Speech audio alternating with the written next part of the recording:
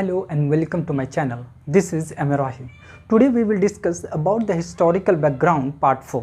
इससे पहले हम लोगों ने historical background part 3 के बारे में डिटेल से डिस्कस किया था. उसमें हम लोगों ने डिस्कस किया था charter act of 1833 and charter act of 1853. इसके मोस्ट इम्पॉर्टेंट पॉइंट के बारे में हम लोगों ने डिटेल से डिस्कस किया था.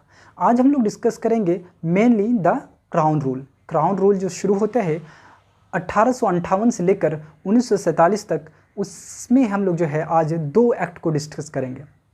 वो दो एक्ट क्या है? वो दो एक्ट आज हम लोग डिस्कस करेंगे. The government of India act 1858 और सेकंड है इंडियन काउंसिल एक्ट ऑफ 1861. इसके बारे में हम लोग डिटेल से डिस्कस करेंगे. उससे पहले मैं आपको ब्रीफ इंफॉर्मेशन देना चाहता हूँ रिवॉल्ट ऑफ 1857 के बारे में. ठीक है. Begin on 10 May 1857 from Meerut. ये मेरठ से शुरू होता है. ठीक है. Revolt suppress by East India Company. East India Company के द्वारा दबाया जाता है with the help of crown. Crown की सहायता से इसको दबा दिया जाता है. उसके बाद गवर्नर जनरल ऑफ इंडिया जो था वो लॉर्ड कैनिंग था. इस समय जब रिवोल्ट हो रहा था उस समय गवर्नर जनरल ऑफ इंडिया जो था वो लॉर्ड कैनिंग था. उसके बाद इंग्लैंड की जो महारानी थी, ठीक है, वो कौन थी? इंग्लैंड की महारानी कौन थी? विक्टोरिया. महारानी विक्टोरिया. उसके बाद आज हम लोग जो डिस्कस करने वाले हैं वो है the crown rule. The crown rule के बारे में हम लोग डिटेल से डिस्कस करेंगे. ठीक है. ये 1858 से 1947 के बीच आया था. ठीक है. उसमें से आज हम लोग डिस्कस करेंगे the government of India act 1858. ठीक है. इसके क्या प्रोविजंस थे उसके बारे में हम लोग देख लेते हैं. पास ऑन 2 अगस्त 1858. ये 2 अगस्त 1858 को पास किया गया ब्रिटिश पार्लियामेंट. ठीक है. इसमें क्या क्या प्रोविज़न हुआ था वो देख लेते हैं. And the rule of East India Company. East India Company के रूल को जो है शासन को समाप्त कर दिया गया. And power transfer to British crown. Power पूरा का पूरा पावर ट्रांसफ़र कर दिया ब्रिटिश क्राउन के हाथ में. ये जो उसके बाद नीचे देखते हैं. For this PM lord Palmerston introduce a bill to transfer the control of the government of India to the crown. जो पावर को ट्रांसफ़र करने के लिए बिल लाया था वो पामस्टोन ने लाया था. पीएम पामस्टोन ने लाया था. ठीक है. उसके बाद नीचे हम लोग देखते हैं a minister of the British government, ठीक है, called the secretary of the state. जो मंत्री होता था ब्रिटिश गवर्नमेंट में उसको जो है सेक्रेटरी ऑफ द स्टेट कहा गया. नीचे देखते हैं was made responsible for the government of India. और उसको गवर्नमेंट ऑफ इंडिया के लिए रिस्पॉन्सिबल बनाया गया. नीचे देखते हैं governor general of India change into viceroy. जो भारत का गवर्नर जनरल होता था उसको अब चेंज कर दिया गया वाइसराय में. और पहला वाइसराय जो बना वो लॉर्ड कैनिंग को बनाया गया. ठीक है. और ये देखिए first viceroy of India lord Canning. ये जो था also last governor general of India. यही जो था last governor general of India था. कौन? Lord Canning. उसके बाद नीचे हम लोग डिस्कस करते हैं ended the dual government by abolishing the board of control and court of director. ये दोनों का एबोलिशन होते ही यहाँ डुअल शासन का अंत हो जाता है. ठीक है. उसके बाद नीचे देखते हैं it create a new office secretary of the state for India wasted with complete authority and control over the India. Complete उसको अथॉरिटी दे दिया जाता है जो न्यू ऑफिस को क्रिएट किया जाता है. ठीक है. The secretary of state was the member of the British council. जो सेक्रेटरी ऑफ स्टेट का मेंबर होता था वो कहाँ से चुना जाता था? वो ब्रिटिश कैबिनेट से चुना जाता था. ठीक है. उसके बाद नीचे देखते हैं establish a 15 member council of India to assist the secretary of state for India. ठीक है. 15 मेंबर का काउंसिल बनाया गया. किसको असिस्ट करने के लिए? किसकी सहायता के लिए? Secretary of state for India. उसके बाद हम लोग देखते हैं इंडियन काउंसिल एक्ट ऑफ 1861. इसके क्या क्या प्रोविजंस थे उसके बारे में हम लोग देख लेते हैं. The legislative power was to be restored the council of Bombay and Madras. इस एक्ट के द्वारा बॉम्बे और मद्रास का लेजिस्लेटिव पावर, विधायी शक्ति को लौटा दिया जाता है। विधायी शक्ति लौटाने से यह होता है कि यहाँ डिसेंट्रलाइजेशन की प्रवृत्ति उत्पन्न होती है। डिसेंट्रलाइजेशन में विकेंद्रीकरण, मतलब पावर का डिस्ट्रीब्यूशन, ठीक है। उसके बाद नीचे देखते हैं, Lord Canning had introduce portfolio system, ठीक है। लॉर्ड कैनिंग पोर्टफोलियो सिस्टम को यहाँ इंट्रोड्यूस करता है और सेवरल ब्रांच में इसको जो है बांटता है। जैसे अभी हमारे यहाँ मिनिस्टर ऑफ डिफेंस है, मिनिस्टर ऑफ होम अफेयर्स है, इस तरह से वो वहाँ पे डिवाइड किया था।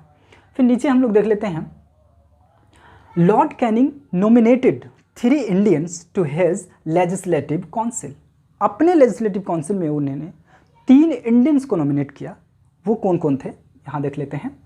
पहला, राजा ऑफ बनारस, दूसरा महाराजा ऑफ पटियाला, तीसरा सर दीनकर राव। तीनों को जो है नॉमिनेट किया। ऑल नॉन ऑफिशियल मेंबर, ये जो मेंबर था क्या था, गैर सरकारी सदस्य था। उसके बाद नीचे देख लेते हैं, वायसराय इशू ऑर्डिनेंस। इसमें क्या करता, वायसराय ऑर्डिनेंस इशू कर सकता था, ठीक है। और इसका जो ड्यूरेशन था, टाइम था, 6 महीना के लिए वो कर सकता था, ठीक है। उसके बाद empower to make law and order in the council, और इसको पावर दे दिया गया कि आप काउंसिल में लॉ एंड ऑर्डर बना सकते हैं। लास्ट में लिखा हूँ मैं, father of portfolio in India, वो किसे कहा जाता है, लॉर्ड कैनिंग को कहा जाता है। इसके बाद मैं इधर हिंदी में लिखा हूँ, उसको मैं रीड कर देता हूँ, आप लोग तो इधर समझ गए होंगे। पहले हम लोग पढ़ लेते हैं 1857 का विद्रोह, ठीक है। ये जो प्रारंभ होता है 10 मई 1857 को, कहाँ से शुरू होता है, मेरठ से शुरू होता है।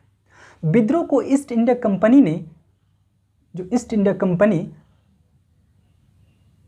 ब्रिटिश क्राउन की सहायता से या मदद से दबाया था, ठीक है। उसके बाद नीचे देखते हैं, इस समय गवर्नर जनरल ऑफ इंडिया जो था वो लॉर्ड कैनिंग था। उसके बाद इंग्लैंड की जो महारानी थी वो कौन थी, महारानी विक्टोरिया थी।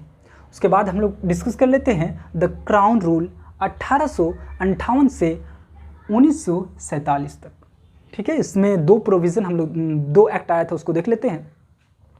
भारत शासन अधिनियम 1858, इसके प्रोविज़न के बारे में देख लेते हैं। इस अधिनियम द्वारा ईस्ट इंडिया कंपनी के शासन समाप्त कर ब्रिटिश क्राउन शासन शुरू किया गया, ठीक है।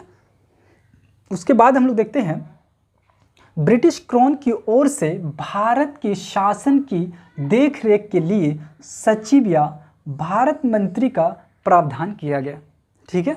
उसके बाद हम लोग नीचे देखते हैं, गवर्नर जनरल के पद को वायसराय के पद में परिवर्तन कर दिया गया, ठीक है। और पहला जो वायसराय बना वो बना भारत का प्रथम वायसराय लॉर्ड कैनिंग को बनाया गया, ठीक है, जो भारत के अंतिम गवर्नर जनरल भी थे, ठीक है। उसके बाद नीचे देखते हैं, board of control and court of director को भंग कर द्वैध शासन की व्यवस्था को समाप्त कर दिया गया, ठीक है। नीचे देख लेते हैं, भारत सचिव के पद पर ब्रिटिश मंत्रिमंडल के किसी सदस्य की ही नियुक्ति हो सकती थी, ठीक है। मैंने डिस्कस इधर कर लिया है, ठीक है। भारत सचिव की सहायता के लिए 15 मेंबर सलाहकार भारत परिषद गठित की गई। उसके बाद नीचे हम लोग लास्ट देख लेते हैं, भारतीय परिषद अधिनियम 1861, इसके प्रोविज़न के बारे में देख लेते हैं। इस अधिनियम ने बम्बई मद्रास प्रेसिडेंसियों को विधायी शक्ति पुनः लौटा दिया गया, ठीक है, जिससे विकेंद्रीकरण की प्रक्रिया की शुरुआत होती है, ठीक है। मैंने डिस्कस किया था उधर, कहता है लॉर्ड कैनिंग के द्वारा 1859 में प्रारंभ की गई पोर्टफोलियो को मान्यता दी गई। जो लॉर्ड कैनिंग ने 1859 में पोर्टफोलियो बनाया था, उन्होंने 1861 में इसको इंट्रोड्यूस किया और उसको मान्यता दे दिया गया, ठीक है। उसके बाद नामांकित सदस्य, जो वायसराय उसमें क्या करता था, सदस्यों को नॉमिनेट करता था, तो उसमें नामांकित सदस्यों में से आधे सदस्यों का गैर सरकारी होना अनिवार्य था।